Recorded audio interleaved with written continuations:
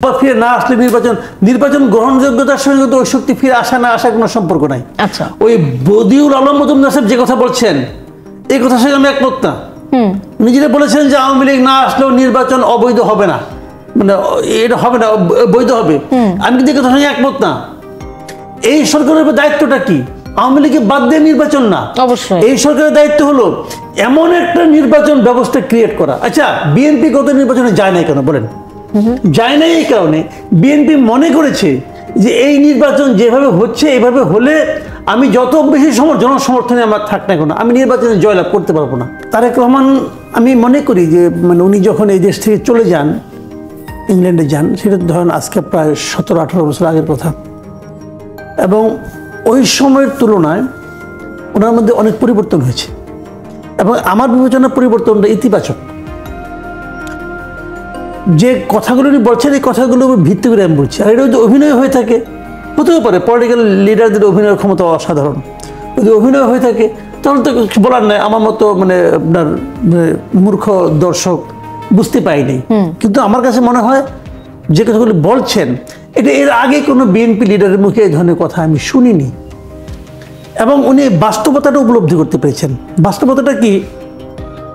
যে এই সরকার কতদিন থাকবে না থাকবে, এই সরকার কি করবে না করবে, এগুলো নিয়ে নানা ধরনের সন্দেহ, নানা ধরনের আলোচনা, নানা ধরনের আপনার অস্থিরতা মানুষের মধ্যে, পলিটিক্যাল পার্টিগুলির মধ্যে থাকলেও একটা বিষয় কিন্তু সবাই নিশ্চিত যে আগামী যে নির্বাচনটা এদের মাধ্যমে হবে সেই নির্বাচনটা তুলনামূলকভাবে ভালো নির্বাচন হবে। সেই নির্বাচনের আপনার মূল ভূমিকায় থাকবে জনগণ, এটা মোটামুটি একটা ধারণা কিন্তু পাওয়া গেছে। এবং সেখানে একদম একতরফা কেউ গোল দিয়ে দেবে সেটাও হবে না, এবং ক্ষমতায় যেটা আসবে, যারা আসবে সেখানেও নানা ধরনের পরিবর্তনও আসতে পারে। এই যে এখন যেমন আপনার সব নিয়ে নেয় যে বিজয়ী, সেরকম নাও হতে পারে, অনেক রকম মানে ইকুয়েশন নিয়ে কিন্তু কথাবার্তা হচ্ছে। তার মানে আগামীতে ক্ষমতায় আসাটা মূলত জনগণের ইচ্ছার উপর নির্ভর করবে। কাজেই মানুষ, পলিটিক্যাল পার্টিগুলি কী করে? জনগণকে খুশি করার একটা চেষ্টা করে, যেটা হাসিনা সরকারকে কখনোই করতে হয় নাই, কারণ ওনারা তো সিদ্ধান্তই নিয়েছিলেন আমি জনগণের কাছে আর যাবো না, তো ওনারা যান নাই। কিন্তু এখন কিন্তু জনগণের কাছে যেতে হবে। এই জন্য তারেক রহমান সম্ভবত জিনিসটা বুঝতে পেরেছেন এবং সেভাবেই উনি ওনার দলকে পরিচালনা করার চেষ্টা করছেন। সব জায়গায় পারছেন তা না, কিন্তু যতটুকু চেষ্টা করছেন এই চেষ্টাটাও কিন্তু জনগণ নোটিশ করবে, এরকম একটা প্রত্যাশা অথবা চিন্তা ওনার নিজের মধ্যে আছে। এবং আমার ধারণা নোটিশটা আমি নোটিশ করতেছি, কিন্তু আমি প্রতিদিন ওনার একটা কথা শুনি আর অবাক হই আর ভাবি এটা বিএনপির লিডারের কথা। কারণ আমরা তো বিএনপির একটা চেহারা দেখেছি রে ভাই, আওয়ামী লীগের চেহারাও দেখেছি, তো এটা বিএনপি লিডারের কথা কেন, এটা কিন্তু মাঝে মাঝে ভাবি যে তাই তো দেখছি হচ্ছে। এবার যেটা হলো, দুদিন আগেই দেখেন মির্জা ফখরুল ইসলাম কিন্তু এক ধরনের অস্থিরতা প্রকাশ করেছিলেন যে নির্বাচন তাড়াতাড়ি দিতে হবে, কিন্তু আজকে তারেক রহমান যেটা বললেন সেটা কিন্তু টোটালি অন্যরকম কথা বললেন যে এদেরকে আমরা সময় দিব, যে কোনো কিছুর উপরে এদেরকে ব্যর্থ করা যাবে না, ব্যর্থ হতে দেওয়া যাবে না। আচ্ছা, ব্যর্থ যদি ওনার যদি সফল হওয়ার যোগ্যতাই না থাকে তাহলে আপনি কি করবেন? হতে পারে কিন্তু ওনাদের এমন এমন লোকজনকে নেওয়া হয়েছে এই উপদেষ্টা পরিষদে, তারা যদি শেষ পর্যন্ত সফল হওয়ার তাদের মিনিমাম যোগ্যতাই নাই। একটা লোকে আপনি গাছ ওঠাবেন ভাই, আপনি যতই ঠেলেন সে যদি হাত পা না নড়ায় সে গাছ উঠবে কেমন করে, তাই না? আপনাদেরকে ঠেলে উঠাইতে পারেন, তারেক রহমানকে ওনাদেরকে মানে সফল করে দিবেন তা তো আর পারবেন না, উনি হেল্প করবেন। যদি এরা সফল হতেন যোগ্যতাই না রাখে তারপরে কি হবে? তারপরে এই জন্য উনি বলেছেন যেখানে হেল্প করলে হবে না, এদেরকে ব্যর্থ হতেই দেওয়া যাবে না। কেন এই কথা বলছেন? এই কথাটা কিন্তু জনগণের মনের কথা। আমাদের জনগণ কিন্তু এখন এই সরকারকে মানে কি যে ভালোবাসে ভাই, যদি বলেন যে কেন ভালোবাসো, তারা একটা জবাব দেবে যে ভাই এরা আর কিছু না করুক, আমাদের তো হাবিয়া দুজক থেকে নামাই নিয়ে এসে, ওই হাবিয়া দুজকে আর কেউ ঢুকতে চায় না।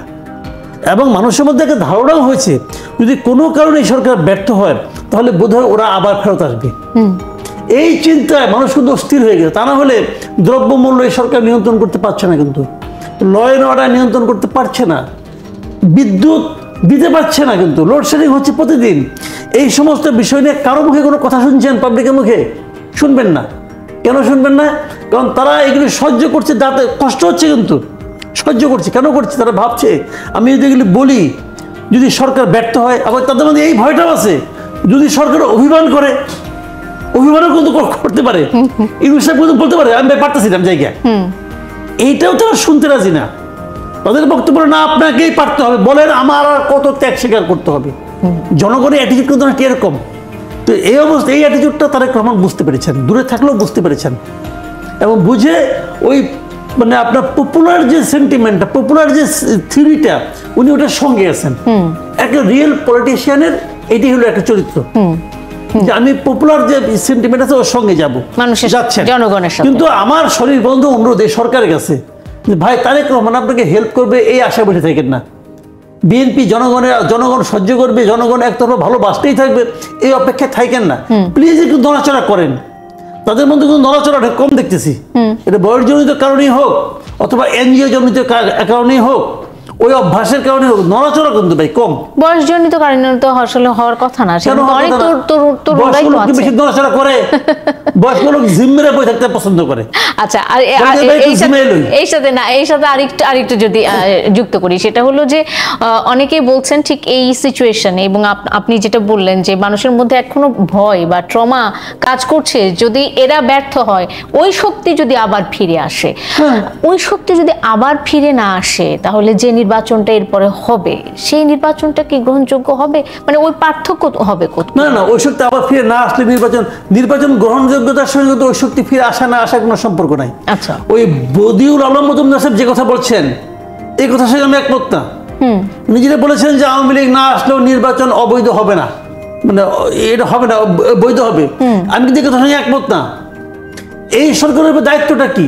আওয়ামী লীগকে বাদ দিয়ে নির্বাচন না, অবশ্যই এই সরকারের দায়িত্ব হলো এমন একটা নির্বাচন ব্যবস্থা ক্রিয়েট করা। আচ্ছা, বিএনপি গত নির্বাচনে যায় নাই কেন বলেন?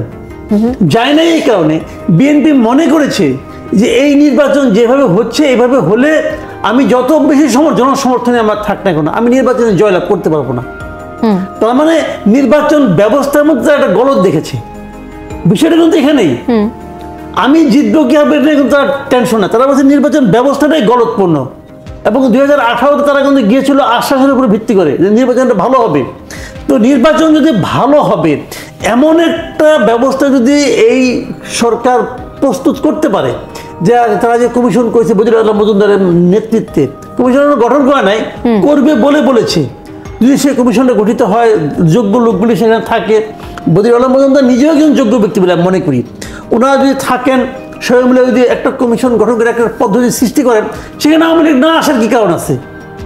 উনি যে যুক্তিটা দিয়েছেন যে আওয়ামী লীগের এখন দলীয় প্রধান নাই, দলের সব নেতারা পলাতক, তাহলে এখন আওয়ামী লীগ কিভাবে আসবে? আরে ভাই, নির্বাচন তো কালকে হচ্ছে না, নির্বাচন তো 1-2 বছর পরে, 1-2 বছর পরে সবাই ফিরে আসবে, আপনি টেনশন করেন না।